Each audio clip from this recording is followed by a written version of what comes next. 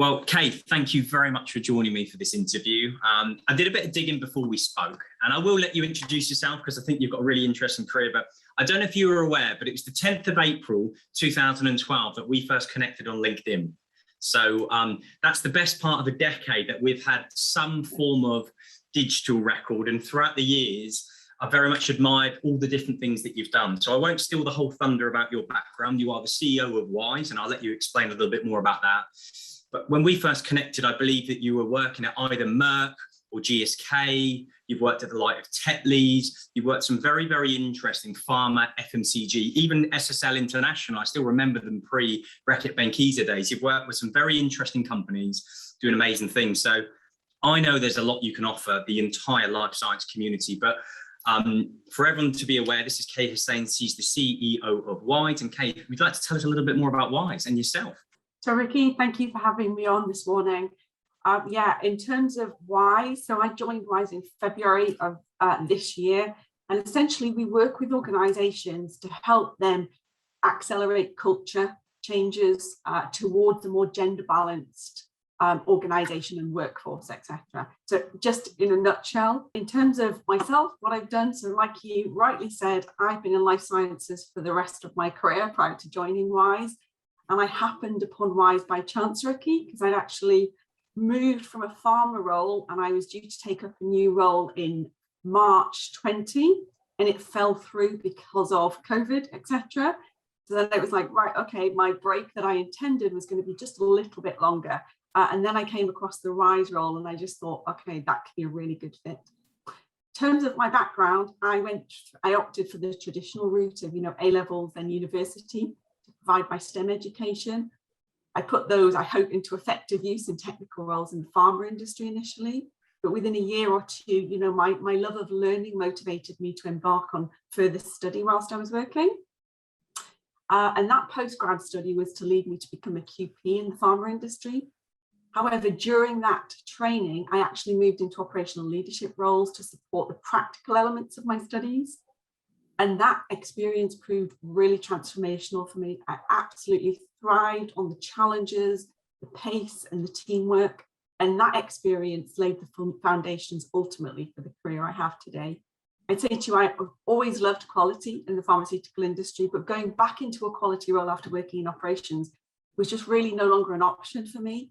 Whilst there absolutely was that intellectual challenge still in quality, I was working with a team of quite similar scientists, and it felt a little bit like, I don't know, playing a game of chess in a library, whereas operations felt more like playing the same game of chess but on a roller coaster whilst trying not to lose any of the pieces.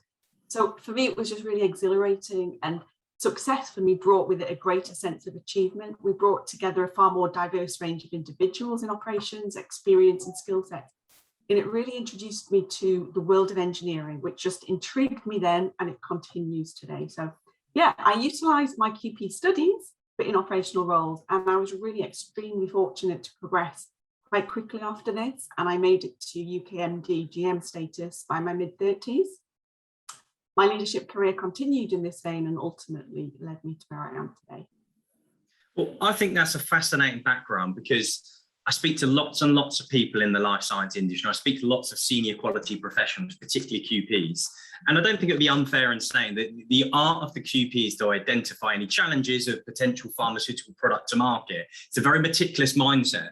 But to then be the CEO of ultimately what is a charitable organization, Wise is the Women in Science and Engineering, that is a big change of mindset and something needs to move there. So in short, before we look at that change, can you just introduce Wise? So it's the Women in Science and Engineering. For those that haven't heard of Wise or aren't, who are Wise?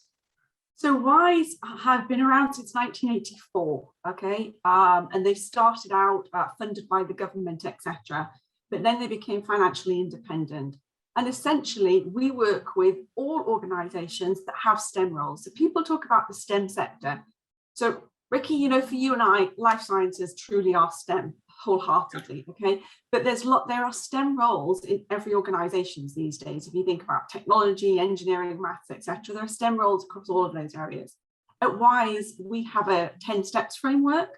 So we work with all of our members and we actually help them to drive the inclusion of equity, diversity, inclusion policy and practices into their organisation. So it helps them to attract more women, to retain more women, to progress more women. So we work with we've got programs, products, services, training, etc. So we work with our organisations that are very progressive and that want to make that change. And I guess in my question, I'm probably going to lead to the answer, but considering that you accelerated very early in your career, you mentioned that you got to UK GM status in your mid-30s, a very influential female in her space, in what would be, I don't think it's unfair to say, quite a male-orientated industries, particularly when you look more at engineering and manufacturing. What made you want to represent more women? Because you did really well for yourself and you were making great change, but what then made you think, I'm going to completely change? I'm going to not get drugs to market to save lives. I'm going to empower more companies and more women to actually get into STEM. What was that draw factor for you? So Ricky, I've always been really passionate about helping people and committed to making a difference. Giving back's been something that's been really important to me across my career, and I've done a lot of volunteering type work outside, etc. I truly do love the pharmaceutical industry. Okay, do I miss it in my wise role? Yes, absolutely. There are elements that I miss. However, I recognize, I reached a stage in my career where I don't want to be a group CEO. I don't want to be traveling the world for 6 months of the year. So, I made it to where I wanted to make it to, and I did that for a number of years.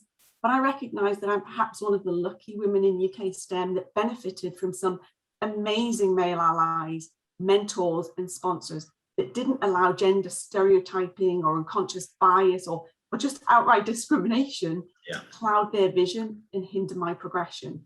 However, I'm aware that not all women are so fortunate. So leading WISE gives me the opportunity to work with those progressive organisations that I mentioned to really help transform their cultures and level the playing field for both the current and future generations. And I guess the fact that I've got 2 teenage daughters that are heavily into STEM at the moment may have played a key part in that. Well, I think always there needs to be that emotional and personal thing that you can anchor to try and get the best results. And I've got a 1-year-old daughter, and I keep saying, when people say, what do you think you're doing? I'm like, if I can encourage her to do one thing, it'd be engineering. I said, because I think the opportunities to her as the years go on will become greater and greater and greater. And if she can take that kind of science brain that I've got and put it into the engineering world, I think she could be really successful. But I'm one person who's seen the life sciences, understands the representation, and it's easy for me to say that. So in your opinion, what advice would you give to anybody or any female starting their career in STEM?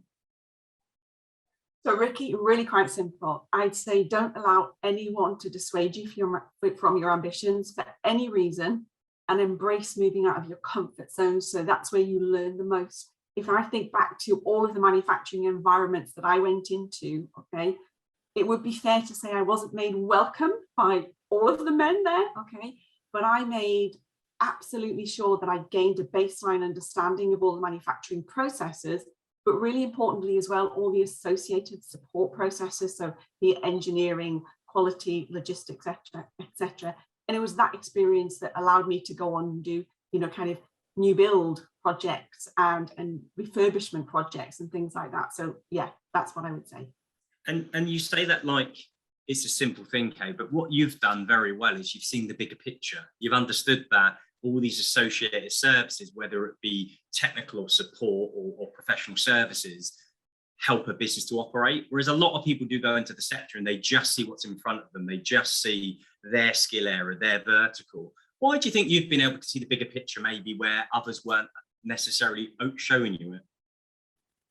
So Ricky, I would say, when I worked as a scientist in my early days in Merck, that's all I saw. I saw kind of the lab and all the scientists around me. And yes, I progressed, I became a trainer and mentor for kind of the apprentices and the graduates, etc. But it was all just still, a whole lab of scientists. We didn't venture out of the lab to go anywhere else. When I embarked on my QP training, the world of the pharmaceutical industry opened up to me, and I saw manufacturing, and I saw finance, and I saw HR, and I saw all of these other functions, and it just really intrigued me. And if I think about, I have wonderful parents, and they raised me to follow my dreams, and taught me the only thing that would determine my destination were my attitude and hard work. So I was really willing to put the hard work in to learn about all of those other functions. And I'd say to you, back in my days at MSD, the very first town hall that I attended, so our UK GM stood up and he presented to the business. And I was just so infused with and I just thought, okay, so one day I want Brian's job. And it was that day in that room, I thought, okay, and I was still working in the lab at the time. Yeah. And I thought, one day I want Brian's job. And so, Ricky, I just kind of set myself some targets and milestones and I worked towards them. Well, I think what's lovely there is you've got a good network of people around you, family, they've given you good values. You've then worked hard and you've set a goal. A lot of times people don't look at goals, whether they're short, mid or long term. So because that's helped you. So, and if I can flip that question slightly, what do you think companies, so I think there's two obligations. I think people around us can support each other, not to put each other off whatever we want to do, support people to do whatever is in the future. So somebody wants to move into STEM, support them to do that. But I think the businesses and organizations need to take a level of the responsibility for having their arms open and welcoming people in. So what do you think companies can do more to encourage more women into STEM companies?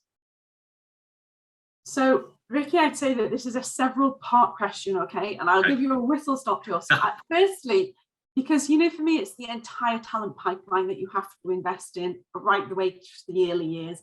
So I'd say, firstly, invest in outreach so that you're engaging future generations, so that you're really building a stronger talent pipeline for the future. And at Wise, you know, we know there's been progress in the uptake of STEM subjects by girls in recent years. However, there remains a significant lack of awareness about the exciting, well-paid careers available in STEM and really their impact on our world. There's also a lack of relatable role models to inspire girls, and generally you simply can't aspire to be what you can't see. So I really think there's an opportunity for enhanced outreach. This could help raise awareness, build understanding, inspire girls, but Ricky, importantly, their parents and teachers about STEM roles and the different pathways available. So at Wise, we have an outreach platform called My Skills, My Life, and it challenges stereotypes by showing successful, relatable role models in STEM. And as well as our members utilising that in their outreach activities, Wise are currently using the platform to support the Department of Education in the Gender Balance in Computing research project that's taking place in primary school, September to December. In summer, Wise partnered with Dame Professor Sarah Gilbert, the developer of the AstraZeneca Oxford vaccine, and Mattel in the creation of a role model vaccinologist Barbie doll, because although that's, you know, kind of more girls of your age, your daughter's age, it's important that you really start early. But I think essentially, you know, helping to invest in STEM, helping to inform the curriculum, because schools do their best. But I think businesses, have a responsibility to help them keep it relevant as innovation drives change. So, you know, the IET and partners, including Wise, recently called on government to introduce engineering for kids into primary schools. And that was in an effort to tackle the misconceptions about what engineers do. I'm a STEM ambassador myself. And if I go into a school, girls just think that engineers all wear hard hats, muddy boots and high-vis vests. And that's absolutely not the case. And we need to be tackling those misconceptions. I'd say organisations such as STEM Learning offer STEM CPD for educators and governors of schools to help keep them current and bridge the gap between the world of education and the workplace. So then if I move into the workplace, I'd say that employees really need to support the diversity throughout the talent pipeline. They need to be removing barriers to women's progression and transforming workplaces to become more inclusive. You think about what we've all just lived through in the last 18 months to 2 years, okay? The pandemic has demonstrated just how important STEM is for a well-functioning society. And although the research indicates that the pandemic negatively impacted women in so many ways, for me, it's also proved to be a catalyst for change because it showcased some of the amazing female role models in STEM who developed life-saving products and services. And essentially, role models are not just important for schoolgirls, but for working women too, because in an organisation, they reflect progression opportunities or the lack of them. And at Wise, we're all about what makes good business sense. And, you know, the business case for equality, diversity and inclusion was long since proven. It helps to bring together a broad range of experience, knowledge and perspectives, and this generates more ideas and improves problem solving, which all results in greater creativity and innovation. Ricky, this strengthens the team and ultimately the results. Yeah. And I believe that to recover from the pandemic, we really need all the creativity and innovation we can muster to build back stronger. I'd say that embracing the business case would spur more leaders to do the right thing. And I think that brings me on to leadership, essentially, and especially, the world that I come from that was male dominated. We need more leaders to step up and make EDI a fundamental part of their business strategy, as opposed to side of desk work for more junior colleagues. It really needs to be core to what you're doing as well. Leaders need to really articulate the need for change. They need to challenge bias, and they need to support the creation of new policies and practices and take accountability, essentially, for delivering that EDI agenda. If I think about during the pandemic, flexible working, returner retraining programs, boot camps, etc., all became really, they were spotlighted, and those opportunities really make a difference. I think about returner programs, and retraining options by rethinking recruitment practices to recognize transferable skills, to create alternative pathways and embrace lifelong learning. Employees would be able to welcome back talented employees that had maybe just taken a break for whatever reason, but they'd also be able to broaden the talent pool to optimize female participation. And if I think about flexible working, the world has changed. And I know there are some leaders that may still want to resist this, but there are many more leaders that are now recognizing that to attract and retain the best talent, they must focus on outputs. They have to build flexibility into the DNA of the policies and practices, and really work with their line managers to eradicate that proximity bias and any unconscious biases and whatnot. There's a lot in that, Kay. There's a lot in that. Yeah. And I've got to say, what an incredible response to what might sound like a simple question, but clearly it's a really, there's a lot of things that we can do. And if I try and break it down a bit, and it will sound like I'm trying to be a salesperson for Wise here, but the first one was ultimately how I interpret it was you're creating mentors was where we started. But ultimately, if somebody becomes a member of Wise, and when I don't mean a member, I don't mean become a member and stick the fact that you're part of Wise on your website somewhere or corporate statement, actually be an active member of Wise, because I do say it quite a lot. You are right. We need to be inspired by people we can also relate to, not just by people who say a certain thing. So if there's an active network of people across the Wise outreach programs, which will enable people within a business that might be quite male orientated, but they have high potential females coming through the ranks or attracting to the business, if they can proactively become part of the outreach programs and connect the dots between people, I find STEM, and I know STEM is very broad. I mean, I see a lot of the life sciences, but equally I do work with technicians, I work with engineers, I work with mathematicians, I work with data scientists. We work with a lot of different people that support the drug industry. I do think the industry can sometimes be quite closed. And if we're saying we'll go to this mentoring networking, I think the first question sometimes is what, and allow our people to be poached by elsewhere. I'm like, look, just because I'm a recruiter doesn't mean that I'm trying to encourage people to jump between businesses, but to retain people and inspire people, you need to make things relatable. So I think breaking that down, but becoming a member of Wise, I think and an active member will be huge. A question I had for you actually, because at the latter stage of what we're saying, you're like, with flexible working, particularly allowing the transition back to the workplace to try and make business more open, I do find myself hitting my head against a brick wall sometimes saying, okay, so if I pick a space, this is to pick on, if I pick on the cell and gene therapy space, a space that we do a lot of work with, which is hugely pioneering and going to be really, really, as the years go on, it's a really trailblazing part of life sciences that doesn't have millions and millions of people already within that. So we're constantly in a battle of where can we find talent with the skills to do it? And there might be occasions where we need to break down the fundamentals. Well, what are we doing? It's a manufacturing environment. Okay, where are the manufacturing people? Okay, automotive industries, oil and gas, these industries have been hit quite hard over the last few years with opportunity. So how can we help people to transition from one STEM sector into another STEM sector? And sometimes the barrier to entry is just the open-mindedness of companies saying, do you know what? They know processes, they can follow protocols, they can pick up an SOP. We will teach them the compliance, which is very different, but actually, if we've got an inquisitive mind, we can teach them. And I hit my head against a brick wall sometimes saying, why can't we be more open? Because not all of these people, A, grow on trees, and secondly, are available. So I guess to ask you a piece of advice, Kate, what advice would you give me or anybody trying to encourage a company to say, be more open-minded? Do Wise have amazing case studies where they can show us how people have moved from one sector into another within STEM that can help that? So Ricky, we've got amazing case studies, yes, and from across all of our member networks, across all of the different parts of the 10 steps as well. So we take good practice and we share those. We have knowledge sharing events as well as conferences, etc. We have a whole library on the website that our members access, etc. Because, you know, the lack of gender diversity in STEM, it is a really multifaceted problem with deep roots, okay? And cutting across many of the issues are underlying inequalities in the distribution of opportunity in our society. So at Rise, we're aware of that. And we know there's no single silver bullet to address the situation, but that concerted action between government, businesses and academia in collaboration could go a long way to enabling accelerating change. Making sure that we share ideas, you know, what worked, but sometimes importantly, what didn't.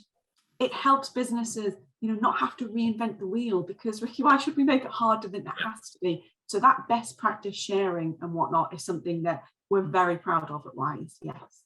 Good. And if I look across all the industries you support, because it is really, really broad, and this might be an unfair question, Kate, so feel free not to answer, but is there one type of skill area or sector? So if I just line up a few: engineering, manufacturing, a pharmaceutical company, a food company, consumer goods, there's technical and there's sectors here.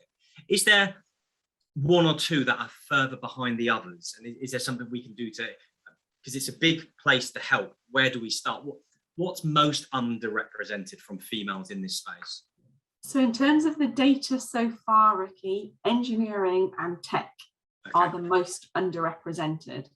Okay, but that doesn't necessarily mean that, you know, if you take a pharmaceutical company, they've got lots of engineering in there as well. Yeah. So I don't just mean the engineering companies and the engineering sector, I mean kind of as a whole. Engineering companies though, and, you know, other companies with lots of engineering have done a lot of work in recent years, and they have doubled the female representation in their area.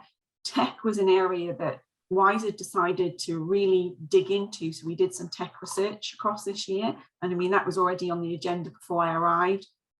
One of the things that we really found interesting in that STEM research, in that tech research, was that a third of people actually working in tech didn't come with the STEM background. So they actually retrained to actually move into those tech roles, etc. But I would say to you that tech is quite far behind, yeah. And off the back of, I guess, the pandemic and the COVID world, do we imagine that we'll see more of that? Because a lot of people have reevaluated their skills, their job, their careers.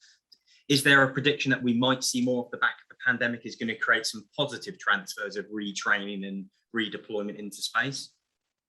So, Ricky, yes, I think so. We've already seen lots of different boot camps being set up. There's lots of different apprenticeships now. Even if you're a graduate with a non-STEM degree, there are now, you know, master's apprenticeships being offered by companies like Accenture. There's a couple of others that I don't just come to mind right now, but definitely. And if you think in terms of, you know, the whole remote and flexible working piece, tech is so important for all of us. Yeah. You know, I know that in the last couple of weeks when the storms hit where I live, we lost some phone signal, etc. And, you know, it was going to be impossible to be able to do your job. So tech is so important for all of us, you know, to be able to function and do our jobs and live and education and everything. So I definitely think that drive is going to continue. What's not represented, and what I mean by that, is it just we don't have enough women in the space? Is it we don't have enough coming in at the entry level for the future? Is it we just don't have enough at leadership, or is it everything? Where is this misrep, so I can understand? So, Ricky, it's a bit of all of it, okay? But I would say, obviously, our STEM pipeline isn't as good as it should be because we're not engaging girls at school age. So there's something to do there. But if I go straight to the workplace, you know, some of the engineering graduates and IT graduates, they get courted by kind of, especially the engineering graduates, by fintechs. So, you know, we lose engineering talent, you know, there. But if I just think, okay, so let's say they've entered the workforce, we generally have better representation at entry level, But then as you progress through, the chasm widens, and then by the time you get to board and C-suite, it's just like, where are the women? Okay. I would say that, you know, that entry level, we just need to really harness what we get at entry level, and we need to progress through. Look, women are the people that have babies, okay, and populate the world for the future. But when they leave, they need to be able to come back as well. And there's a lot of attrition at that stage as well, where women don't actually return. And when they try to return, they don't find that necessarily employers are very inclusive or flexible, etc. So we've got to address those issues. And then moving further through into leadership roles, we really need to be putting in place, you know, opportunities for women to progress into those more senior roles. And if I can, I guess from a personal perspective, my wife and I have had 2 children over the last few years, and she was always very career orientated and really proud she's gone back. She wanted to kind of get a career going after she had the 2 children. The biggest challenge that we have is sometimes, and this works for a lot of people, it does come down to finances, because we, in order to support me running a business and her doing what she does, and she ironically works for a very big defense company, which is all very pro bringing women into an engineering skills. But one of the challenges we've got is the cost of childcare, because we don't have family local to help us, actually is probably slightly more expensive than she earns. So despite there being opportunities, if they get to a certain age, our son's turned 3, and I think as of January, he might get a couple of hours a week to support. And this isn't a pity story. We're more fortunate than others, but there'll be lots and lots of people who just financially can't afford to get back to work. So is there a slight responsibility? And I know they get hit all the time from a government perspective. How can we support women returning back after having children? Because if it's too expensive, I mean, it's economically, it doesn't make sense for her to go back to work versus the cost of actually finding childcare. But personally and professionally, it's absolutely what she wants to do to get a career going. And our kids learn a lot from nursery, and we're fortunate that we can take that. We can do so. But what more can government do to help? Because there's a financial economics problem there, let alone a cultural problem with companies, right? Ricky, there absolutely is. And, you know, if you think about the skills deficit across some STEM sectors like IT, what it could potentially cost our economy moving forward is just huge. So government do have a responsibility. You know, earlier when I said, you know, government, academia, businesses working together, this is one where government really need to step in and help. And I know that, you know, government have set lots of policy in terms of trying to increase women work, moving into STEM, etc. But they have to put enabling policies in place to allow that to be realised. And for people hearing this, if I show my economics, it costs us £3,000 a month to put 2 children into nursery. If you that's £36,000 a year pre-tax and NI, you then scale that backwards. Someone needs to be earning £60,000 to £70,000 just to cover the cost. So there is our company's going to pay more in order to allow that? Unlikely, because their nurseries will probably charge more because they run it very low margin. So, okay, now, and I share that just as, I guess, as one example of where I can always see the challenge. So let's go back to companies. Let's look at, okay, we've got, and I find a lot in the life sciences that there are a lot of very, very bright, very well represented females in life sciences at the graduate level. And I think it does better than other markets, but the numbers do decrease as we go up. So other than just being more open to bringing returning, I don't know, using the example of obviously women have children and they might want to come back from maternity. And let's work on the basis, we went through 4 years of IVF to have children. There's lots of people who can't have children and might not have children, but there is emotional challenges as a result of that. How can companies make their environment more flexible other than just the hours? What else can they do? So in terms of, you know, flexible with hours, remote working as well. So, you know, I spoke recently to a young project manager. She's an engineering project manager. She's actually considering leaving her workplace. Okay. And she's in the north of England. She's considering leaving her workplace because she left for maternity reasons. She's returning to work. But it wasn't just about hours. It was about remote working. And, you know, I absolutely accept that project managers are needed on site where they're delivering a project, etc. But we could be more flexible. She doesn't need to be on site 5 days a week, 9 till 5 or 8 till 6 or whatever. You know, if there are days where she's actually just typing up the report, etc., and it would give her greater flexibility to balance home and work life, then what's wrong with her working from home? You know, and it comes back to that proximity bias piece of, if you're there and you're visible to leaders, etc., they actually think you're doing more, you get to progress, etc. So I'd say that we need to be more flexible. If you think about, a full-time role can be split in half. Okay, you could have two part-time people doing such a good job, but sharing a role because they don't want to commit to full-time hours. So I think there's lots of ways that employers could be creative.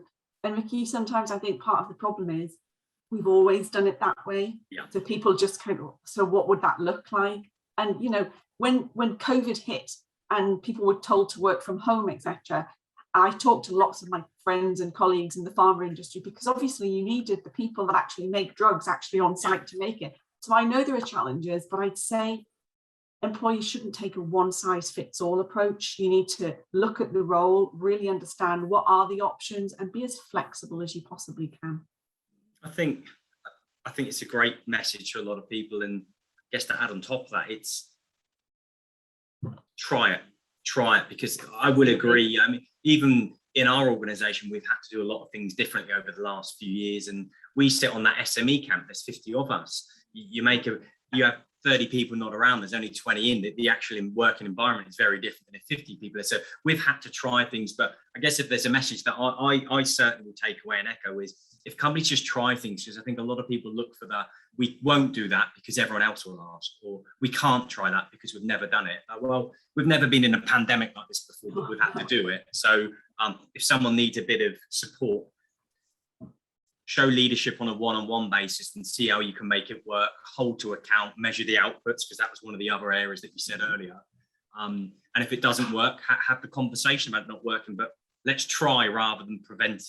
I think is definitely a key message there. And if you had any advice for yourself, Kay, going back in the day, it sounded like your parents were very encouraging to go and do what you wanted to do, and you were always happy to clearly challenge the status quo of being in quite a male-orientated environment and rising quickly. But there's one bit of advice you could give yourself, I don't know, a 15-year-old you. What advice would that be? So 15-year-old me, well, what I would say to you is, because I really embraced the philosophy that they raised me with, okay, when I actually did go into industry, okay, and the very first time that I encountered gender discrimination, I was quite naively disappointed. Okay, and not to mention the huge gender pay gap that I then found out about. I've been so underpaid, etc. But I would say that I wish someone had forewarned me about the pitfalls and the potential outright discrimination or unconscious bias, etc. I just feel that I possibly could have been better prepared for some of the earlier battles. Ricky, look, as anyone that knows me would attest, I've always held my ground, okay? I wouldn't be where I am today if I hadn't. Absolutely wouldn't be, no. But it could have helped with some of those earlier battles, and maybe I could have been a bit more proactive and tried to pave the way for others as well at the same time, as opposed to now I'm at the more senior stage of my career and now I'm going back to try and help pave the way, etc. But I think maybe if I'd been a little bit more forewarned about those things, it would have been helpful. And I think it definitely will help a lot of people, but it could, just to kind of counter it a bit, could it not put some, because you are strong in your approach, strong-minded that you wanted something, you were ambitious for it, but others that aren't as sure, some people are going to sell the sector, right? But if you sell it in too much of a rose-tinted glasses, they'll be very, very disappointed if it gets a little bit more difficult. Do you think that would work for everyone, Kay? Because some people might be put off by the fact that it is going to be lots of men. You're going to have to hold your own. You're going to be, you can't back that. Some of those things might not work for everyone. What do you think can help those people that are a little bit more uncertain, need selling? Is there anything extra we can do for those individuals? So, Ricky, what I would say, there's lots of employee affinity networks that are set up in companies, especially those that are really progressive. So, they have women's networks, or they have, BAME networks, or they have LGBTQ plus networks. Having those type of affinity networks where people can just get together, kind of share stories, share ideas with one another, etc. I think those sorts of things can help as well. one of the things that I'm really keen on companies trying these days are reverse mentoring programs. And I'd never met reverse mentoring until I worked at Wise. And it was one of the Young Professionals Board members that actually introduced me to it. But it's where senior leaders are mentored by much more junior sort of entry level staff. And I think as a senior leader, whilst you may absolutely be one of the great senior leaders and you've put everything into, your strategy, etc., but really testing whether it's been deployed and cascaded down in the way that you think at board level. Having those reverse mentoring programs gives you just a sense of what's really happening on the ground. And I think they can be very powerful. And I think they give, minority groups, not just women, but other minority groups, they give them a voice, they give them access to senior leaders, but in a very safe space. So I think those are other alternatives that can be explored as well. I think the reverse mentoring is phenomenal. I can't say it's something that I hear that often either, because when you think about the simplicity of it, you've got experienced people trying to understand if what they do has impact. And actually, maybe it helps senior people understand the real working environment, the cultural environment, the people they are actually representing. I think that is huge. Yeah. I like that one a lot. I'm going to find more ways to talk about that one. And if I look at, obviously, Wise is representing the STEM sectors. Is STEM, and I hope this isn't a bad question to ask, but is STEM ahead or behind the curve in comparison to other sectors from a gender bias perspective or gender representation perspective? So I would say to you, sadly, the STEM sector is still behind the curve, Ricky. Okay, just 24% of the UK STEM workforce are women. And that's compared with, for example, 42% in creative media industry, 58% in retail, etc. So yeah, still very much behind the curve. And I know we've covered a lot of ground of what people can do more, but why is that? Looking at those stats, 24% versus 42% in creative, it's almost half. Then compare that to retail, it's between a half and a quarter, right? It really is quite low. Why is that? What is our real challenge there? So, like I said earlier, I think, we've got to engage girls at a younger age. By the time children are 7, they've already really started to express those gendered expectations. So we have to work at primary school level, not just concentrate on, students when they get to GCSE level, etc. So we need to start early. But if I think about organizations themselves, okay, I think brand reputation is really important. Okay, so they need to be looking at, their websites, how they, what female talent do they have in, what kind of exposure do they give that female talent to, how are they really showcasing that we actually do the right thing. The language used in job adverts, and sometimes there's an exhaustive list of essential criteria that's put on an advert. That often puts many women off applying. Ricky, it never has me. I grew up in this kind of non-gender world. So if I saw a role and I could do 6 or 7 out of 10 of it, I would go for it and I'd apply. But lots of women won't. They want to be able to tick all 10 boxes. So I think really focusing on, what really is essential criteria and really being open to transferable skills would really help. The use of gender decoding software like Textio can help just to make sure that your job adverts don't just attract males. I'd say following successful application, there can be unconscious but generally unintentional bias in the hiring team. Okay, blind CVs can help with this, so you don't necessarily know before you've excluded somebody, etc. A non-diverse interview panel can further exacerbate the situation. So I would always encourage companies to proactively work on their brand image before advertising roles, use that gender decoding software, the job adverts, ensure images that are used on your website or on job adverts include women. It's that relatable role models piece. In terms of broadening your search, so develop your relationships with schools, with unis, advertise on specialist job boards like Mumsnet and Wise that have a strong following with women. Definitely use blind CVs. I would encourage companies to train their line managers in unconscious bias, introduction to diversities, and absolutely make sure that they have diverse interview panels. Appreciate that, thank you, because there's a lot of small yet impactful things. And the last one you said, I do say quite a lot. it surprises me how many times people have been interviewed by somebody who's never had any interview training.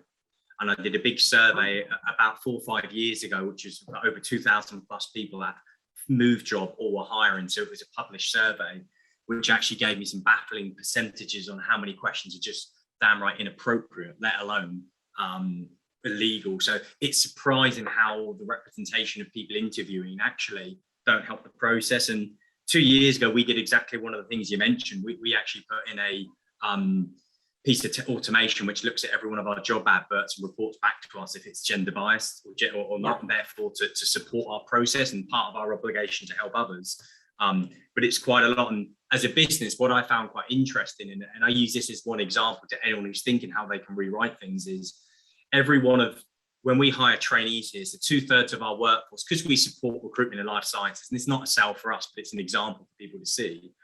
We always want to have people who have a STEM background to join us, because if we're helping a marketplace, I'm a biochemist as an example, we want to help people and I care more about helping science work than I do about placing someone into a job to make a fee out of it, if that makes sense. And I think if you hire someone from space, they relate to the purpose and what we stand for. And I changed a number of our job adverts a few years ago from the old school sales consultant, recruitment consultant, and we still have a few of those pocketed around, to life changer.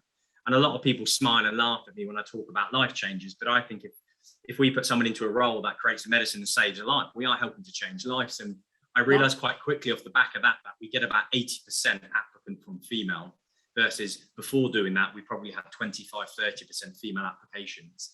So just by changing the language of how we're representing the roles has made a big difference to a recruitment process, and lots of companies can follow suit. All I would say to businesses, if they decide to rechange how they write their job adverts or the software they use, they have to make sure that the environment they're offering when people join live up to that. Because some companies will go out and put some decoding software in, or change the words in an advert to get more females to apply. And then they put them into a role where nobody respects that environment. They don't care about how the adverts are written or the language that was used. So the advice I give to anyone is, if you're going to use small things that can make a big difference, make sure the culture and the environment of your business follows through. Because I think that's sometimes where it misses. And I know it's an interview of UK, but something really that I keep saying a lot is, I do think all STEM industries and people who work in it have a huge obligation to represent and champion this space. And I'd like to move on to a moment to understand a little bit more that you have STEM ambassadors, WISE ambassadors all over the country talking on your behalf. But I do think STEM is good at talking to STEM, but it's not great at talking outside of STEM. Pharmaceutical companies are great at talking to other pharmaceutical companies, other than if it infringes their IP. But are they brilliant about talking to someone who's not interested in pharmaceutical? And sometimes people speak to me because I studied biochemistry, but they won't speak to my counterpart who didn't study biochemistry because he's not a scientist. So I use those examples there to say, I think the industry has to champion the industry outside of the space. And how do we make STEM sexy again? Well, we tell people the amazing things that we do.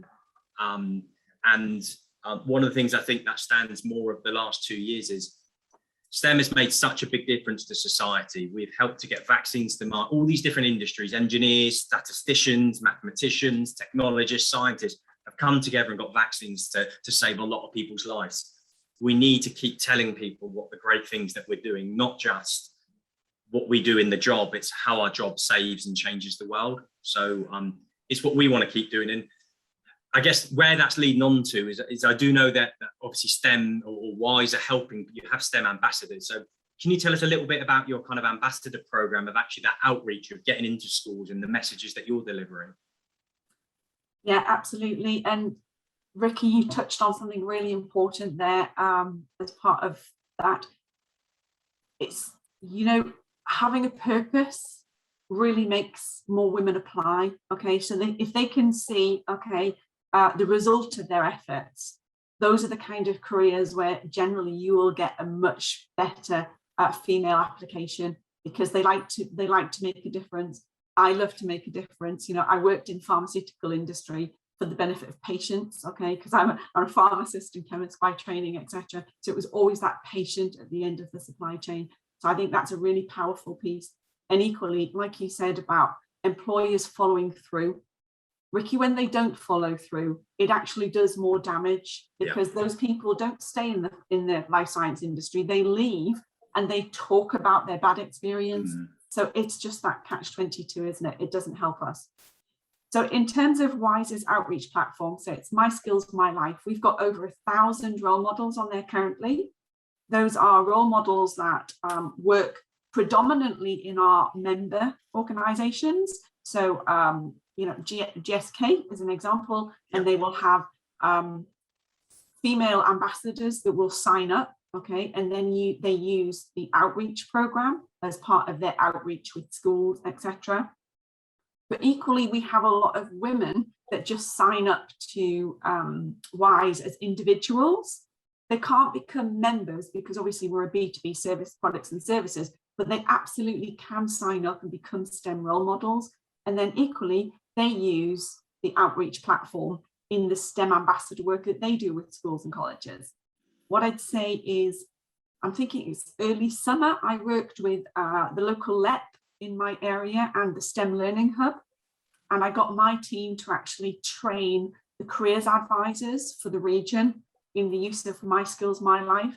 So now, not only do we have our own My Skills, My Life ambassadors, some of the a whole host of STEM learning ambassadors are actually using that outreach tool as well. So using it in schools, in colleges, etc. And there is a paper version because obviously GDPR, prevents young children from being able to create on logons and whatnot. We've got some admin type logons they can use, but if they want to do it at home, there's a whole paper version that can be downloaded. But equally, there's secondary school children, 13 and over, they can create their own accounts online. But Ricky, they can get to see role models, they can get to see, videos, a day of the life of, etc. When they're having STEM events at their school, they can contact us or they can pop something on the portal and say that we're looking for, I don't know, and something to do with engineering. And then that goes out to all of our STEM ambassadors and then they can respond saying that's something that I can support. Even though that we haven't been able to go into schools a lot over the last couple of years, there's been a lot of work still been getting done online in this space. And I just think it's so important to keep it going. Well, I've literally just clicked on the My Skills, My Life as we're speaking on my other screen here. And one of the things I love about it is it allows girls to find out about their preferred personality types and match them with role models who are rewarding successful careers in STEM, which actually goes back to one of your prior points. When you start talking about the questions that have been asked at interview and blind CVs, what's really key is people make greater points. They're hiring people based on behaviours and competencies, not when they're based hiring just purely on skills. And what was lovely to read on that is it started with preferred personality types. It's looking at behaviours. People hire behaviours, they don't hire skills. And if more people can interview for behaviours, competencies, then you'll hire the person to fit your business, not to fit your job description. So first time I've ever been on that, in case people think that I'm kind of pre-planned saying that. Not in any way whatsoever. We've covered a lot, Kate, and there'll probably be a few bits that are worth a summary, but is there anything else that's worth sharing with anyone that's listening based upon what they can do to help, what WISE are doing can help, or just some simple digestible information of advice that people can hear? So, Ricky, I would say, equity, diversity, and inclusion is everyone's responsibility. So, it's not just up to the leaders in an organization. It's not just up to government. I think businesses, academia, and government need to work together. But equally, everybody in a business needs to look at how they're behaving. If there's a code of conduct that's put in place by the senior leadership team, etc., then respect that. Make sure that everything that you do is making everybody else in your workplace feel like they're welcome and that they can bring their true whole selves to work, as opposed to they feel like they have to come to work and conform and pretend to be something different. I just think it's a learning for all of us. Absolutely, there are organizations out there. Likewise, we help several hundred members on this journey, etc. The STEM learning do lots with schools, etc. There's engineering specific organizations that can help. There's lots of help out there. And I would just say, for me, we've got this one chance to hit the reset button. And if there's any silver lining to come from this whole pandemic, I think that's really it. And I think that we have to channel the past learnings and be creative together to develop a better and fairer future. And for me, as the CEO of WISE, I think that ensuring that EDI is a key priority now will be a game changer for organisations, and one with huge rewards in the long term. I absolutely love that, the shared responsibility for EDI, because I guess for those coming into sector, while we imagine that everybody is well on top of EDI, there are lots of companies that have never done it, not because they haven't wanted to, because it just hasn't been part of the past. It's not saying it's right. And sometimes they're going to need the support and encouragement of their workforce to actually get those programs in place. And sometimes it takes someone to be brave enough to put a head above the parapet to say, look, we need this, because you know what? All of us joining your sector care about this, and you're not showing that you care. So how's about we work together and make something happen? And maybe it's going to take a few champions to actually help the companies to see how to do that, and not to sit here and say bad. But if a business is never willing to do that, despite people putting their hand up, then this isn't from a recruiter perspective, then you should consider which business is going to help you do that in the future, and not waste all of your career fighting an uphill struggle. If someone's never going to change it, move on to somewhere else. That's going to help. So I love the shared EDI responsibility. But Kay, it's been great to speak to you. Bear in mind, we've been connected and had touch points here and there over the last decade. It's nice to actually have an interview, particularly over. I was delighted when I heard that you had taken the CEO appointment at WISE, by the way.